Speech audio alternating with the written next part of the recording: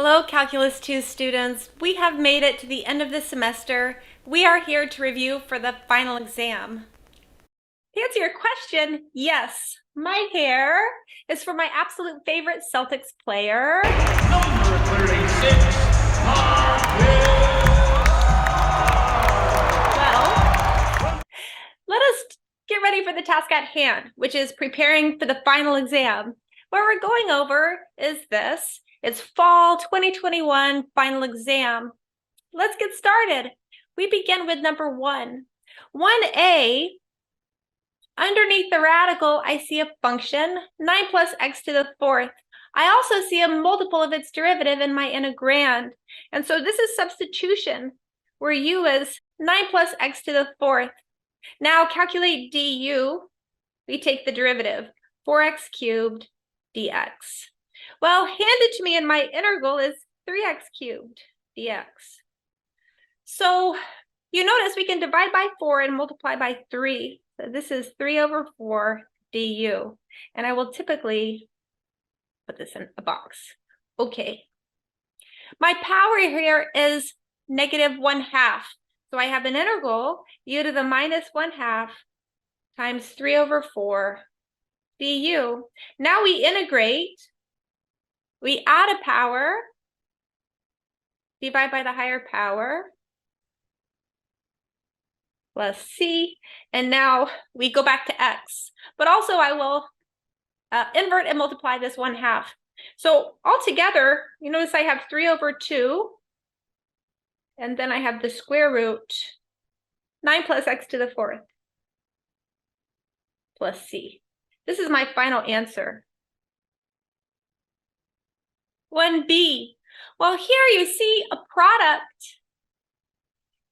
And, well, even though we see this -2x up inside the exponent of e, x is not a multiple of its derivative. So we have this product, not an obvious substitution. This is integration by parts. If we follow our acronym, LIATE, we do not have a log, we do not have inverse trig, but we do have algebraic, this one. And so my u will be x, dv will be everything else, including the dx, e to the -2x dx. Now we differentiate u. Well, we just get dx. We integrate v. Whenever we have an inside function, let's say a times x, then when I integrate, we get a 1 over a. You could write it out if you're unsure, but here we have a -1 over 2 e to the -2x. Okay, integration by parts, this goes uv minus the integral of v du. So I have -1 over 2 x e to the -2x. Subtract off the integral. I have -1 over 2 e to the -2x dx. Now the thing is, this I can integrate. So let's do this now. Let's recopy this first term. 2 negatives makes a positive, but when I integrate again, I get another negative. I will have another negative 1 over 2 when I integrate. So altogether, I have a -1 over 4 e to the -2x plus c. This will be my final answer. Number 2, we have a particle moving in space. We are given its position. We want to find the total distance traveled from x equals 0 to x equals 4. Well, we need to integrate speed here. So first, let's calculate the velocity as a function of time, v of t. We differentiate each coordinate. So the derivative of the first coordinate is t. Derivative of the second coordinate is 0. Now the third coordinate, we have a little bit more work to do, because when we look at this, it's going to be chain rule. So we get 1/2, then 2t plus 1, power -1 is 1/2, but then times derivative of the inside function. Okay, one more step. This is t, 0, and then you notice this is just the square root of 2t plus 1. This is my velocity vector. The speed, we take its length. So the length of the velocity vector. We take a square root and then we square each coordinate. The first coordinate we get t squared. Then we have 0 squared. Then we have the square root of 2t plus 1 quantity squared. But this is just 2t plus 1. Okay, the question is, what can we do now? One thing we look for in these questions is what's underneath the radical, the square of something. And here this is. So you notice this is the square of t plus 1. So we have a square root of t plus 1 squared. This is t plus 1. Now I'm ready to jump into my integral. When I integrate 0 to 4 of the speed dt, I am integrating 0 to 4 of t plus 1. On this interval, 0 to 4, t plus 1 is positive. So the square root of t plus 1 squared is just t plus 1. Okay, this is power rule. We have t squared over 2 plus t. Then we evaluate between 0 and 4. So we have 4 squared over 2 plus 4. Of course, subtracted off 0, but that's just 0. So we have 16 over 2 plus 4. The final answer here is 12. This is the total distance traveled of this particle. Number 3, partial fractions decomposition. Okay, this is going to take a little bit of steps. First of all, we can factor the denominator. So you notice that x cubed plus 4x is x times x squared plus 4. Now this tells me my general form because you see I have a distinct linear term and I have a distinct irreducible quadratic.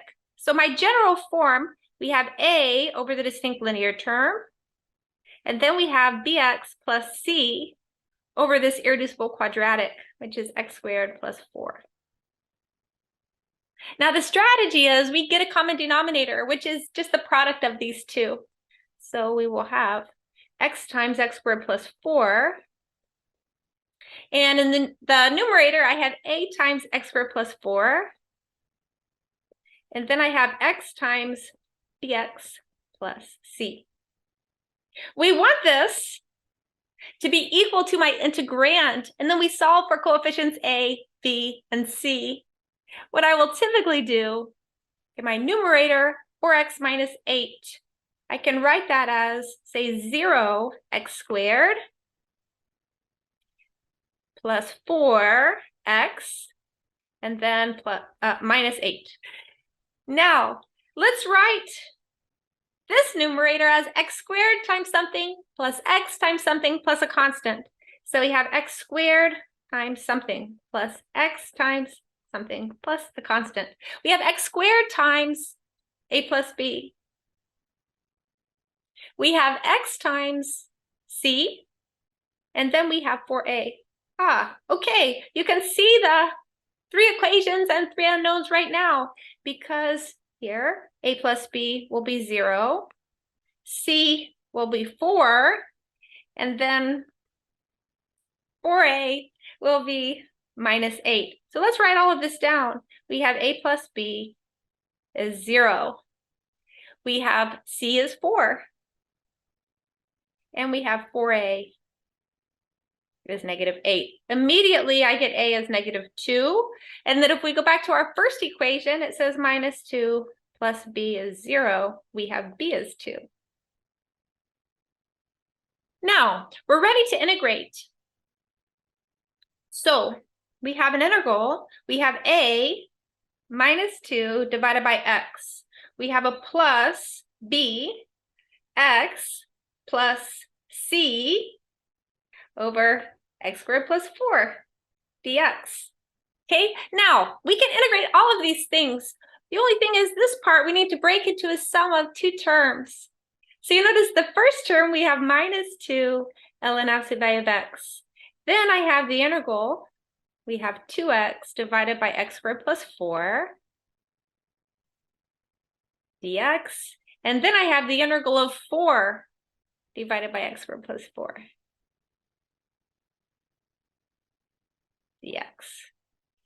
Well, this part here is going to be substitution. In my denominator, I have x squared plus 4. I have exactly its derivative in my numerator. So let's write this above. Here I will have u as x squared plus 4. I have du.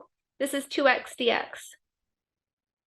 So we have minus 2 ln absolute value of x, plus we have an integral 1 over u du.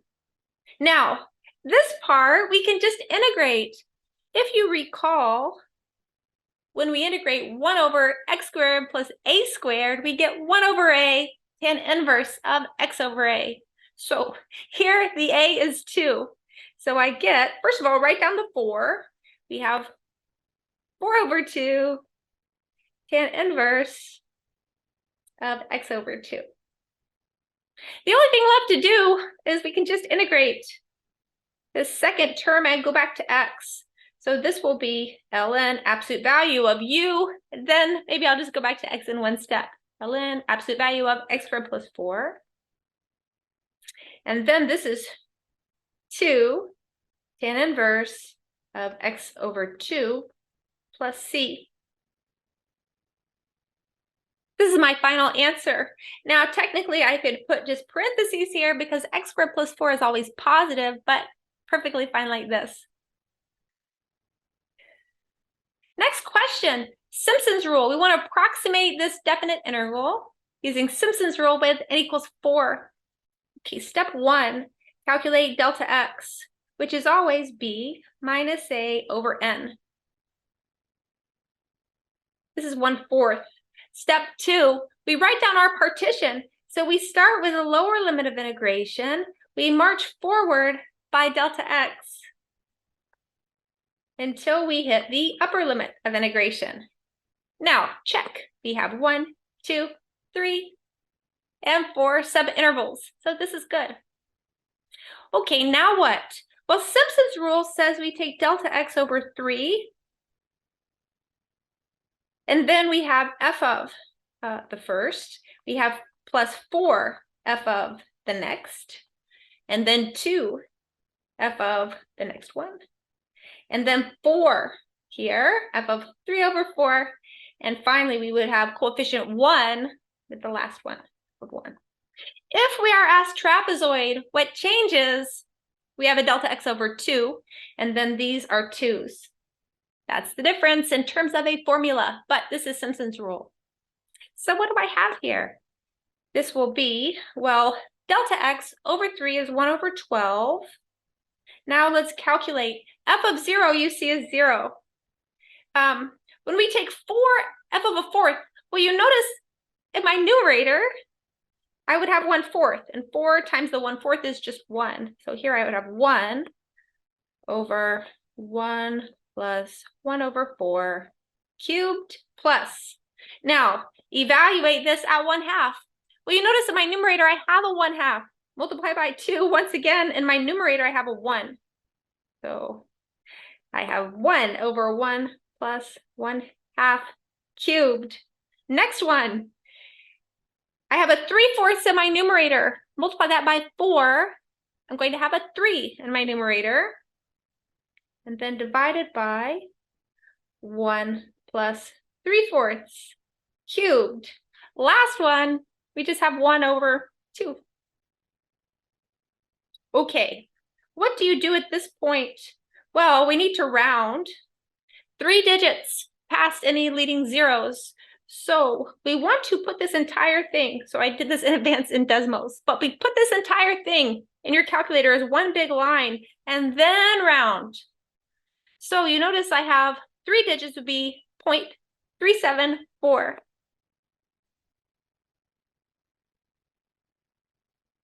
This is my final answer here. So it's Simpson's rule. Number 5, find the radius and interval of convergence of this power series. We begin with a ratio test. We take absolute value of ak plus 1 divided by ak. And what do we get here? Well, first of all, The square root of k and 2 to the k are non-negative. So I really only need my absolute values here. We have absolute value of x plus 2 to the k plus 1 divided by, we have a square root k plus 1 times 2 to the k plus 1. This is absolute value ak plus 1. Now, divide by, we have absolute value x plus 2 to the k over, we have the square root of k times 2 to the k times 2 to the k. What I do is I invert, multiply, line things up because I need to simplify this so that I can actually calculate a limit here. In my numerator, I have this, x plus 2 in absolute value to the k plus 1. Denominator, I have x plus 2 in absolute value to the k. What else do I have? My numerator, I have a square root of k. My denominator, I have a square root of k plus 1. What else do I have? Well, my numerator, I have a 2 to the k. In my denominator, I have a 2 to the k plus 1. This is wonderful. We have absolute value of x plus 2 divided by 2. And then we have one big square root. It's the square root of k over k plus 1. Now we are ready. We have simplified absolute value ak plus 1 over ak as much as we can. We take a limit as k goes to infinity. Absolute value ak plus 1 over ak. This is a limit as k goes to infinity of here. Simplified. Well, the only thing that has a k in it is this part. This goes to, well, underneath the radical goes to 1. And so this goes to the square root of 1, which is 1. So we are left with this, absolute value of x plus 2 over 2. Well, this is ratio test. So we set this less than 1 for convergence, or if we sort of multiply through, we get this. So immediately we see the radius of convergence. Capital R is 2. What do we still have? Well, we need to figure out the interval because ratio test tells you nothing at the endpoints. We also know bigger than 2 diverges from the ratio test.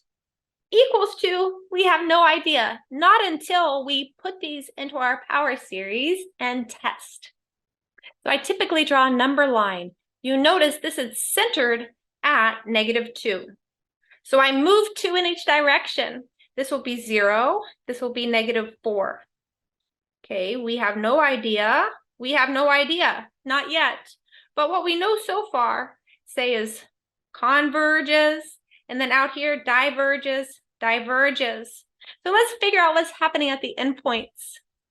Well, if I evaluate my power series at -4, I get the following. I have a sum, k equals 1 to infinity. You see my numerator is -2 to the k. And then in my denominator, I have a square root k times 2 to the k. Now we need to simplify this power series. Well, we have -1 to the k divided by square root k. But what I will typically do is I will write both of them out together. So let's do x equals 0. We have a sum, k equals 1 to infinity. Well, we just have 2 to the k over the square root of k times 2 to the k times 2 to the k. Which you see, this is the sum, k equals 1 to infinity of 1 divided by the square root of k. Now, this will always be the case. You will always have something which is not alternating. It could be, say, fully positive, or it could be, say, fully negative. And on the other side, you'll have -1 to the k or -1 to the k plus 1 times that. Okay, well, this one is a p-series, where p is 1/2, less than or equal to 1, diverges. On the other endpoint, you notice absolute value of ak is 1 over the square root of k. And this satisfies everything I need for the alternating series test. So we have that absolute value of ak plus 1 is less than or equal to absolute value of ak. Why is this true? Well, I have a fixed numerator and the denominator is growing without bound. I also have a limit. As k goes to infinity, absolute value of ak is 0. I mean, sort of for the same reason. fixed numerator. Denominator is growing without bound. So altogether, let me make this a little bit smaller. Alternating series test. It gives us that this series converges. So we have figured out my series converges at -4, diverges at 0. So now we can write down the interval of convergence. I will do this here. It's closed on one endpoint, open on the other. So we have -4 to 0, like this. This will be my answer. I have the radius and I have the interval.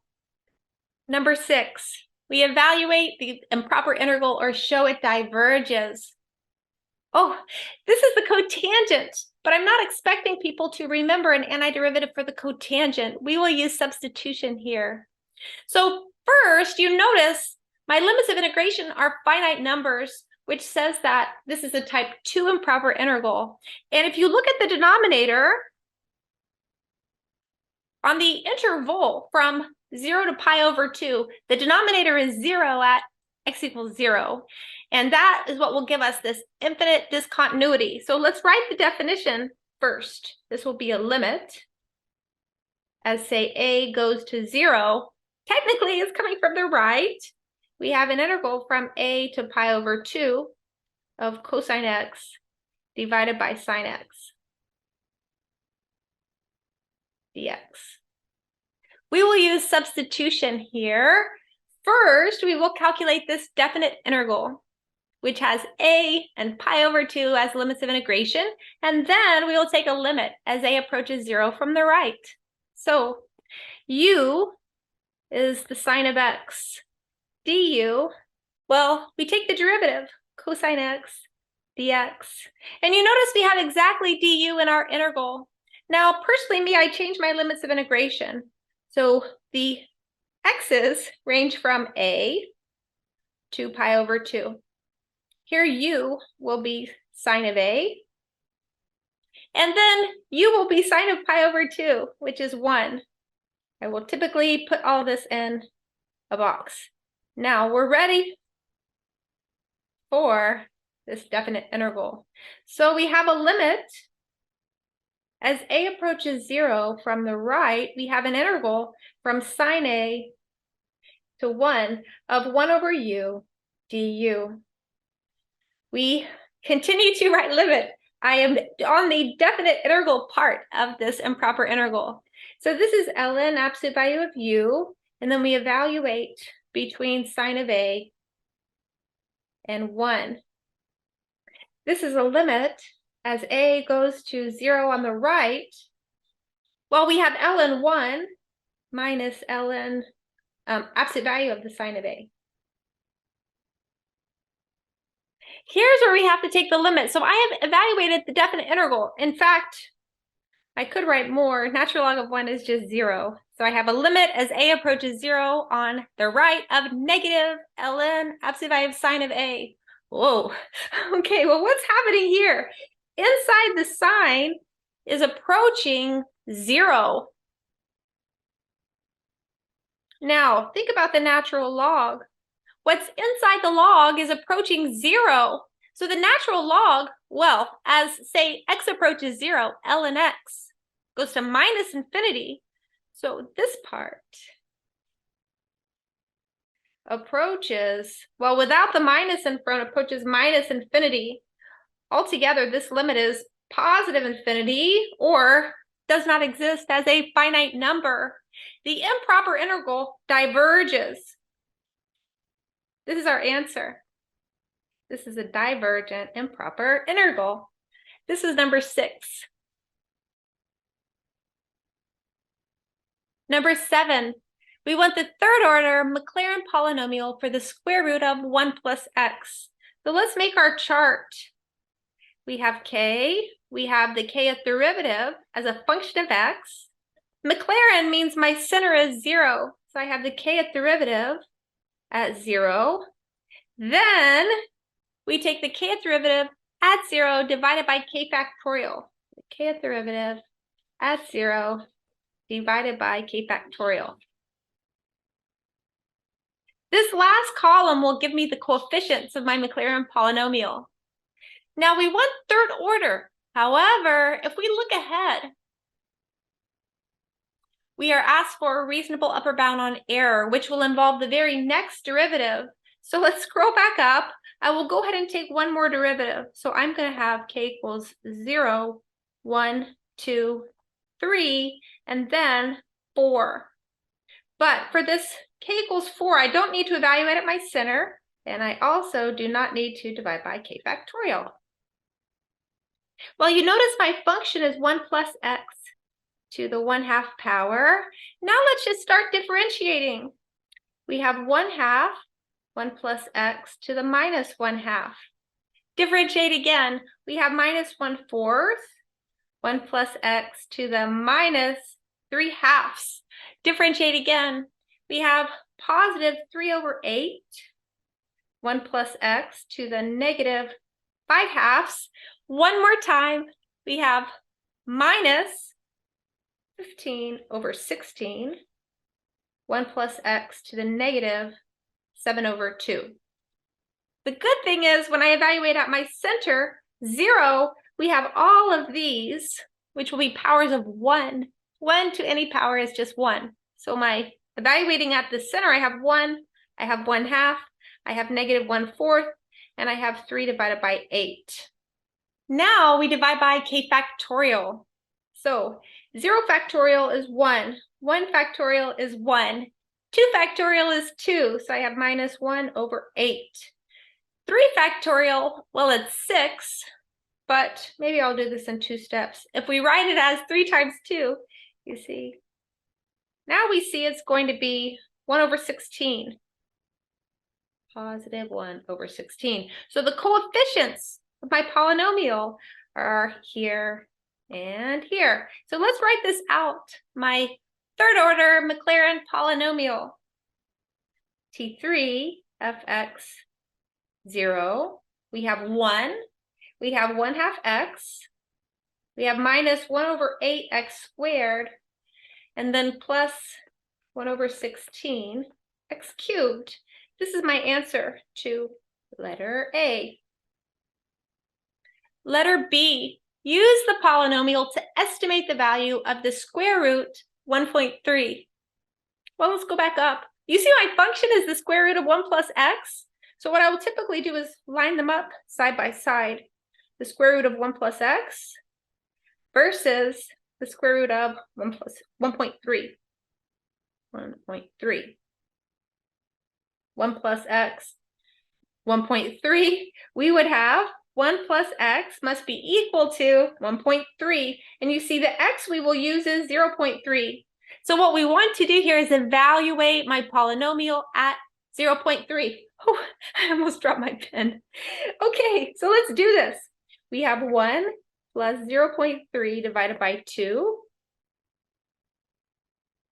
minus 1/8, 0.3 squared, plus 1/16, 0.3 cubed. And then I round to 3 digits once again. What I get here is 1.14. That's 3 digits, and we didn't have any leading zeros. This is my answer to letter B. Now we move on. Letter C. We want to find a reasonable upper bound on error, and we suppose absolute value of x is less than 0.2. So first of all, let's write down the general form. The general form, this would be E3fx0, would look like the following. It will be an absolute value. It looks like the very next term. So we have the fourth derivative at some c over 4 factorial. And then we have x to the 4th. And here, this is for some c. Well, also x will be in this interval.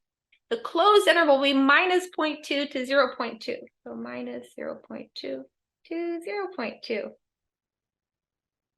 Okay, well, you see we already calculated the fourth derivative above. So let's use that here. Here's the fourth derivative, except I need the absolute value of the fourth derivative. So this minus will become a plus. So I will have, let's see if we can see it now and write it. We will have 15 divided by 16. Down here, I will have 1 plus c to the 7 over 2. And then I also have a 4 factorial, and then I have x to the 4th. I don't need absolute values on the x to the 4th part because this is an even power of x. It's always non-negative. So I always consider this a two-step process where I make this part as big as I possibly can on my interval, and then separately, I will make this part be as big as I possibly can on my interval. C and x don't have to be the same value. Well, first, let's look at the 4th derivative. Let's look at the pink, and I will do a pink less than or equal to. If we look at this, as c ranges between minus 0.2 and 0.2, the denominator is growing. And so 15 over 16, 1 plus c to the 7/2, and the denominator is a decreasing function. And the largest this can be on a closed interval is here at the left endpoint. So I will use c equals negative 0.2. I have 15 over, we have 16. This will be 0.8 to the 7 over 2, and we still have this 4 factorial. Then I will write my x to the 4th. Okay, so now this second step, which I'll do a green less than or equal to, this part, well, we just want to move as far away from the center as we can, and this we can really use either endpoint. So I will use, say, x is 0.2, but you could also use negative 0.2. They're both 0.2 away from the center. So I have 15, I have 0.2 to the 4th power, and then we divide by this denominator.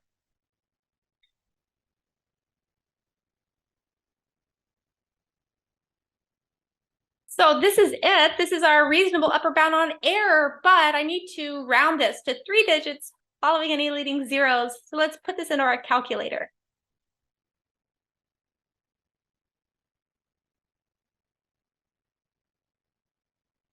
I have this here. So now let's round. 3 digits past any leading zeros. This is approximately, we have 0.123 zeros, and then it looks like 136. 136. This is my final answer. This is the reasonable upper bound on error. Number 8. This is a manipulating power series question. Here's f of x, and we're given this Maclaurin series to manipulate. So we want to find the Maclaurin series for the antiderivative of f. We can give summation notation, or let's read the directions, writing out the first 3 non-zero terms. Well, let's look ahead to see how we're going to use this. We will use the first 3 non-zero terms to estimate something. So given I'm going to use them anyways, I might as well just write out my terms. Okay, so we have a couple of steps here. First, maybe I will take this initial step of just rewriting this in a way that I see a 1 minus. You notice this is x divided by 1 minus x to the 5th. So first we compose, then we multiply through by a power.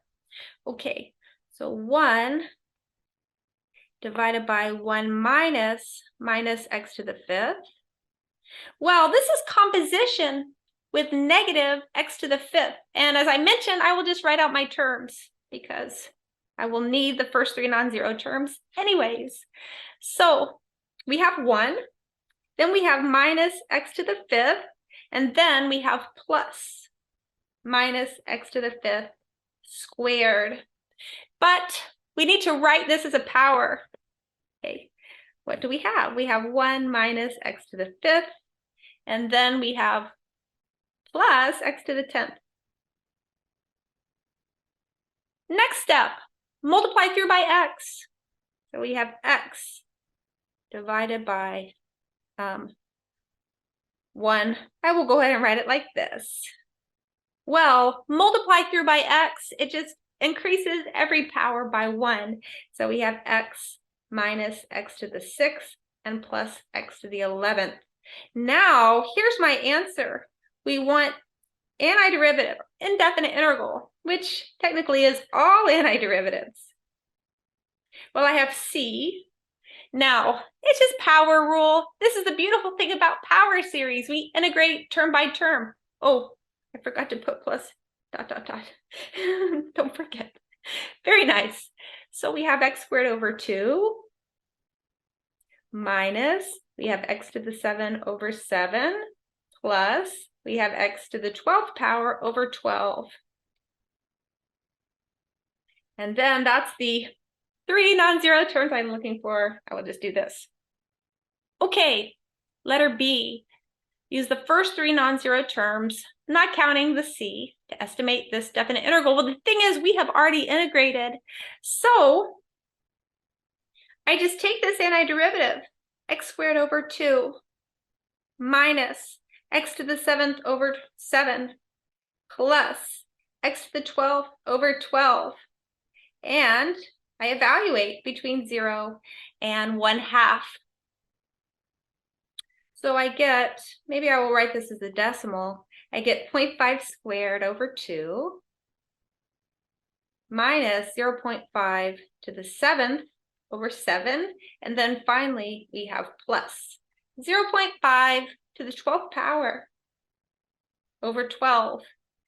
Okay, once again, we need to round. We're estimating a definite integral, so I need to round. Put this in my calculator. There is the screenshot from Desmos. Now let's round 0.124. Number 9, fully justify our response. So it is multiple choice, but we must justify. Which of the following parameterizations gives a line that is orthogonal to the plane 2x plus 3y minus z plus 1 equals 0? Okay, immediately we write down our normal vector. My normal vector is 2, 3, negative 1. This is perpendicular to my plane.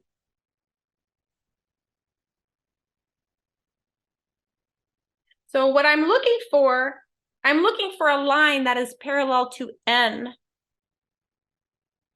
Well, here we have 2, 3, 1.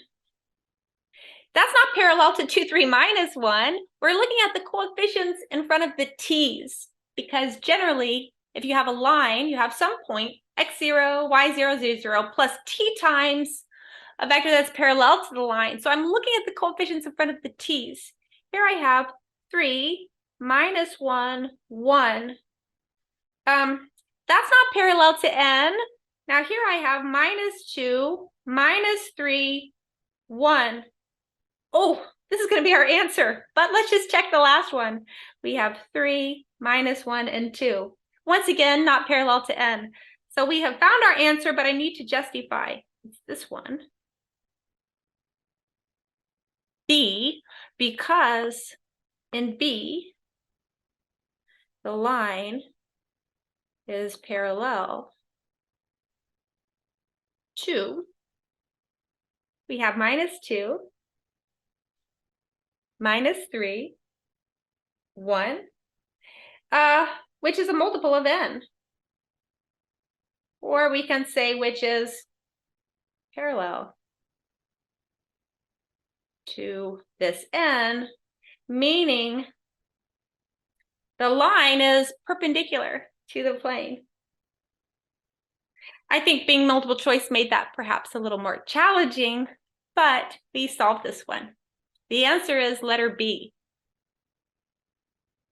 Number 10, my favorite question, the series. Let's see, we have 1, 2, 3 series. We want to figure out if each converges or diverges, fully justify our response.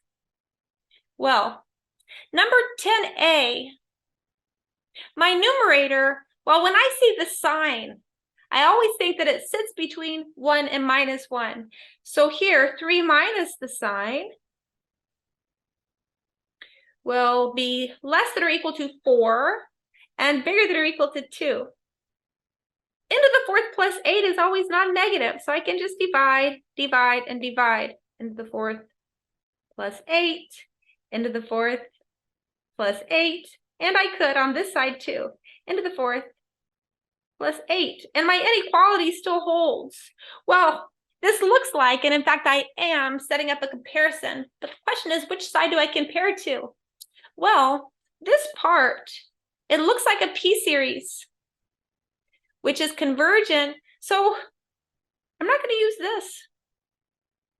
If you're less than or equal to, term by term, a convergent series, and non-negative, which we are here. In fact, I can put a 0. This is definitely a non-negative series. Then, well, you converge. Term by term, less than or equal to convergent series means converges. Okay, but this itself is not a p-series. What I have is bigger denominator than a p-series, which means smaller fraction. So I can just do this. Less than or equal to 4 over into the fourth. Now, probably what I will report back is I will just take this part off. While it's true, it was really just my thought process to figure out what I'm comparing to, because this is the comparison that I need to make. So let's justify here the sum n equals 1 to infinity of 4 divided by n to the fourth.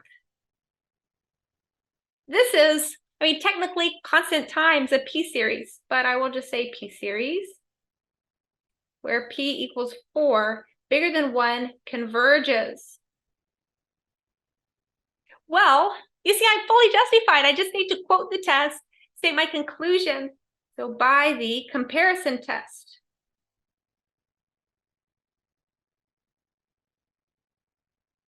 my series, which is n equals 1 to infinity of 3 minus the sine of n, divided by n to the fourth plus 8, converges.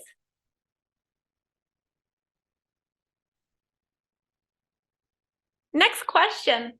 What do I see here? Well, I see the sum of two series, so I can look at them individually. And let's do this here. We have a sum. K starts at 2 to infinity. We have 2. I'm going to write this as a power. This is k to the 5 over 2 power. And then I have a sum, k equals 2 to infinity of 6 divided by 3k. 3 to the k. Well, this first one you see is a p-series. P equals 5 over 2, bigger than 1, converges. The next one, this is geometric. Now, I'm not trying to find the sum. If I was, I would need the initial term a. But what governs converges or diverges for a geometric series is the r. And we notice here that r is 1 over 3. Absolute value of r less than 1 converges.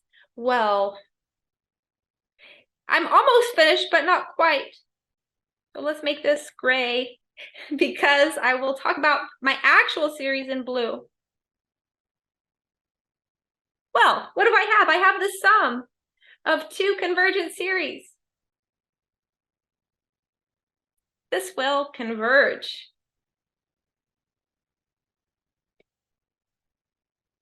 Letter C.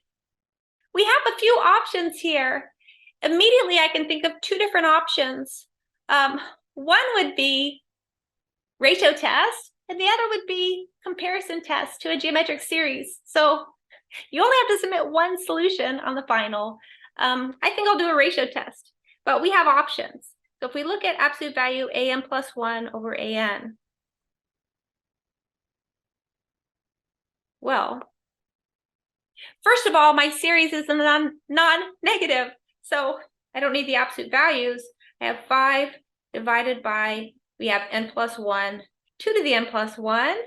Then we divide, we have 5 over n times 2 to the n. Now, just like when we were finding the radius of convergence for a power series, invert, multiply, line things up. So I have a 5 and a 5. Those will, 5 over 5 is just 1, but I still write this down at this step. I have an n plus 1, and then I have a 2 to the n, I have a 2 to the n plus 1. Altogether, this simplifies to 1/2 times n divided by n plus 1. Now we take a limit. As n goes to infinity, here, absolute value an plus 1 over an. This is a limit as n goes to infinity of just this, which is 1/2 times n over n plus 1. But you see this part, this goes to 1. And so my limit is just 1/2. This is less than 1. And so we quote the test. This was ratio test. And we state the conclusion. It's that the series 5 over n times 2 to the n, and n goes from 1 to infinity, that this converges.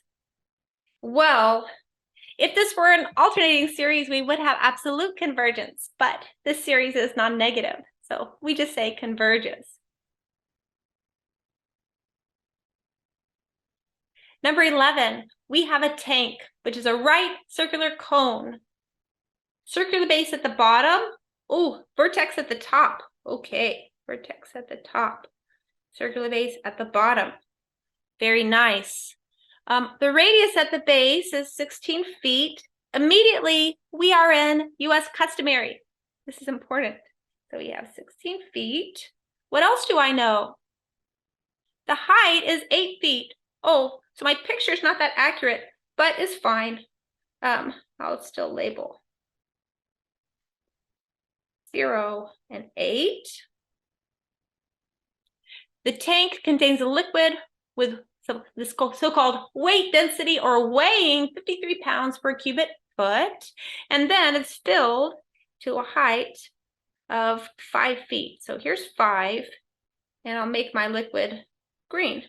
We want to find an integral for the work required to pump the liquid to the top of the tank. Include units in our answer. Okay, great. Well, if I drop this here,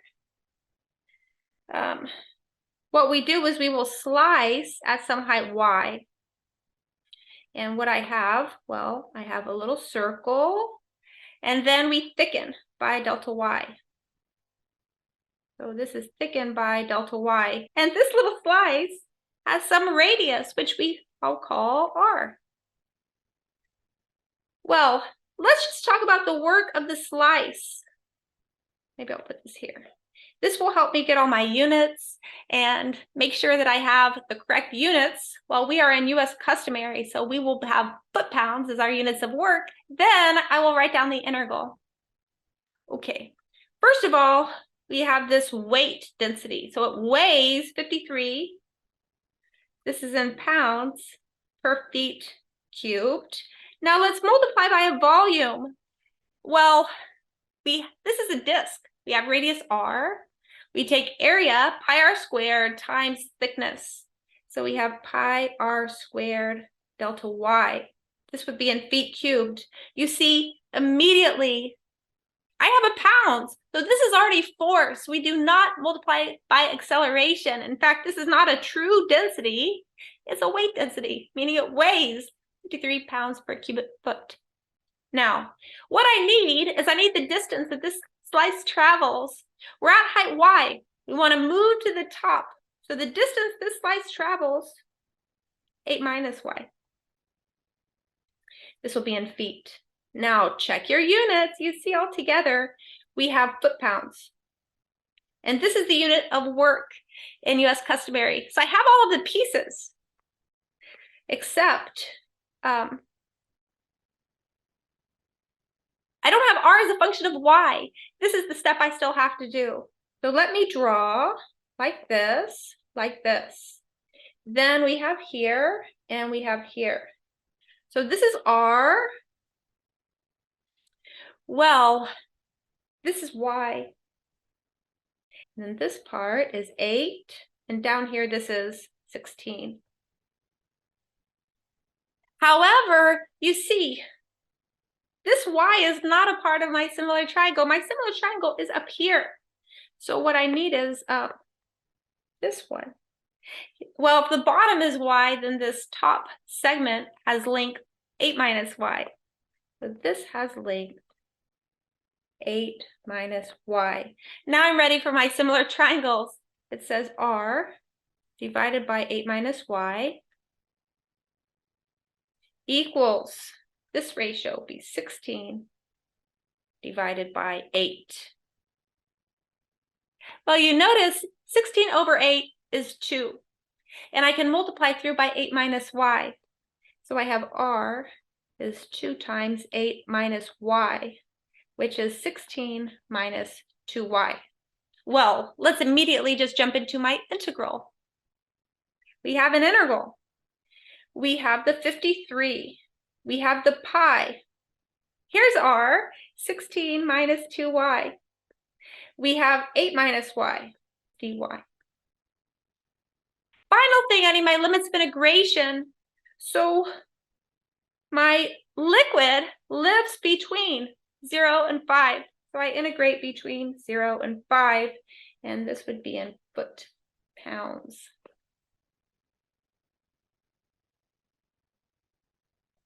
This is my final answer, number 11. Number 12. Find an equation for the plane passing through these 3 points, and I will label them P, Q, and R. So let's begin by calculating vector V, which will be this displacement vector PQ. We will calculate vector W, which will be displacement vector PR. For PQ, take entries of Q minus entries of P. You notice this is 0, minus 1, minus 1. For vector PR, take entries of R minus entries of P. We have 2, 0, negative 3. Wonderful! These two vectors are parallel to my plane. What I need now, to get a normal vector for the plane, I need to find a vector that's perpendicular to both V and W, and then it will be perpendicular to the entire plane. We can use the cross product here. So let's calculate V cross W. The way we remember the formula for a cross product is using a determinant, where we put I, J, and K in the first row. Then we put entries of V. And then the third row, we put entries of W. And we can expand about this first row. We will have I times a 2 by 2 determinant. We will have minus J times a 2 by 2 determinant.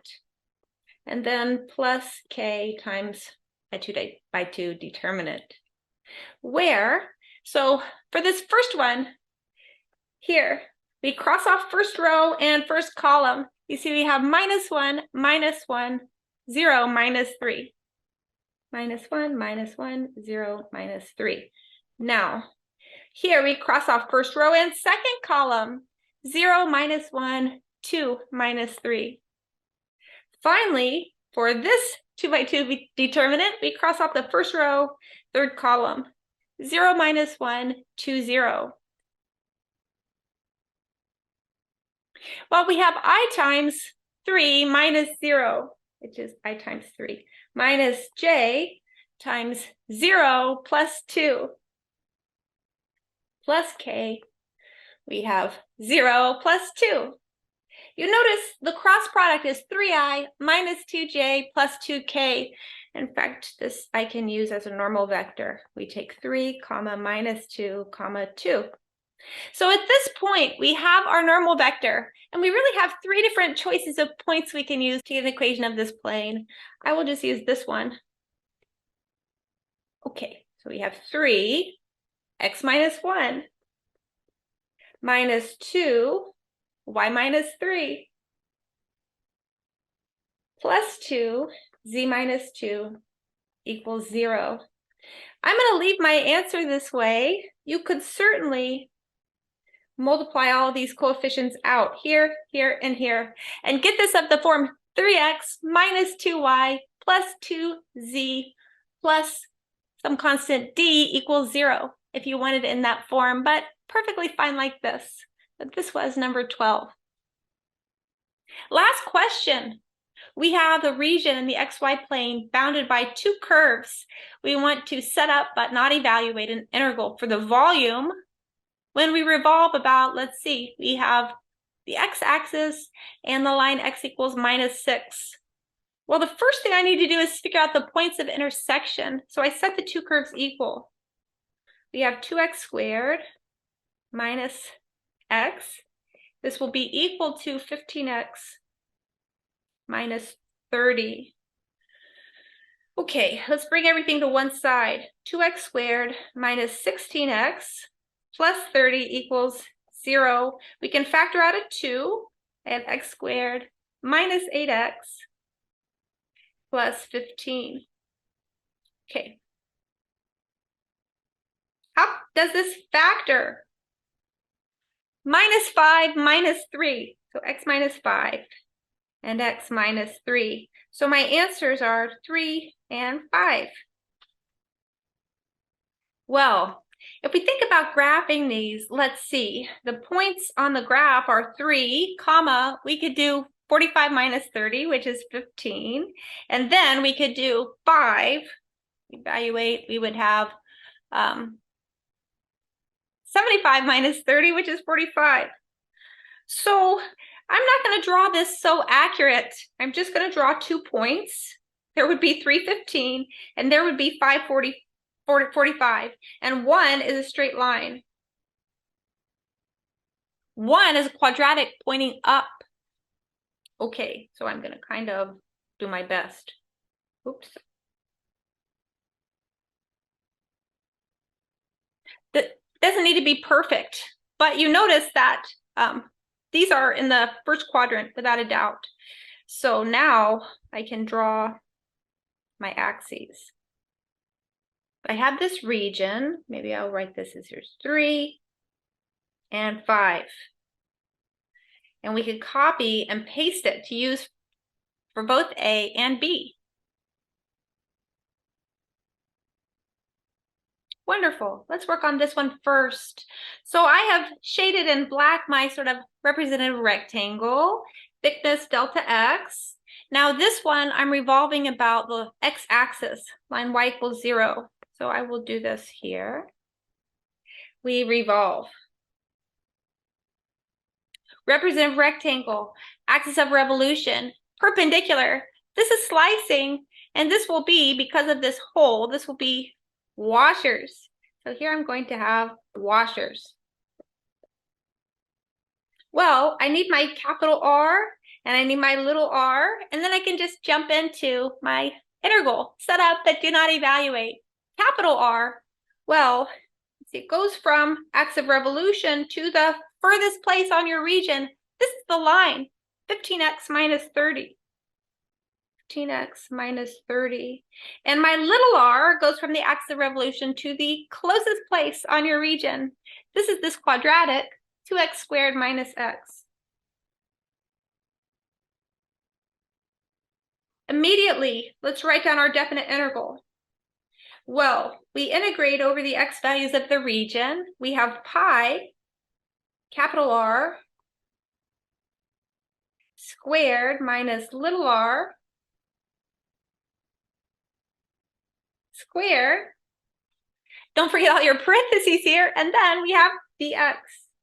This is my answer, and there's no need to simplify any further. In fact, that could only introduce a potential mistake, so I would just leave it like this. Set up, but do not evaluate. Now let's move on to the next one. Same region, but this time my axis of revolution is out here. It's not exactly to scale, but it's fine. This would be x equals -6. Now, representative rectangle. In fact, I can write here, this is thickness delta x. Representative rectangle, axis of revolution, parallel. This means cylindrical shells. So let's write this. We will be using shells here.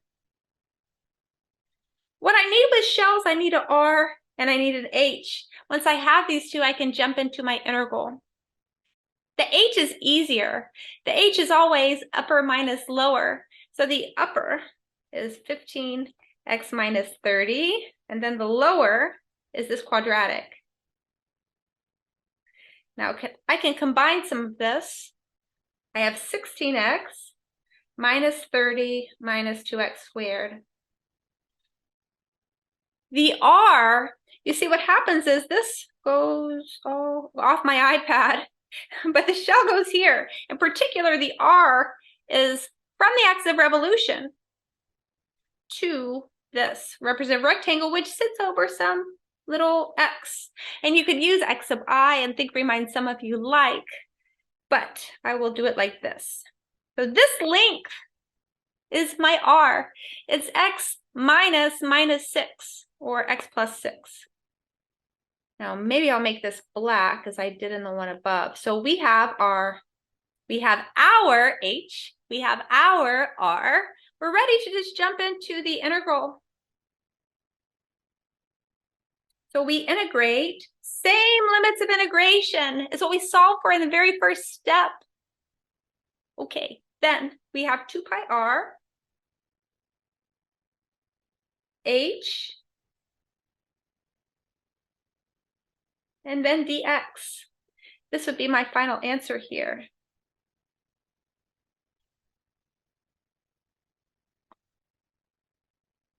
This definite integral gives the volume of the solid obtained by revolving this region around the vertical line, x equals minus 6.